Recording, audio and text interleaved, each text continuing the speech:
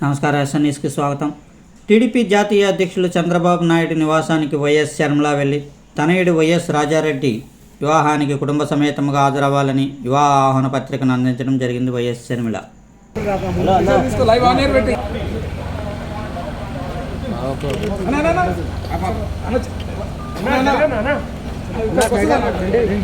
అరే అరే అరే అరే అరే అన్నా, హలో హలో హలో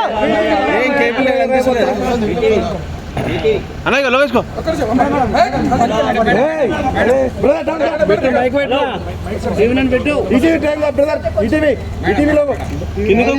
కింద కూర్చో వీరభద్ర ముందుకెళ్ళు ఏం కాదు.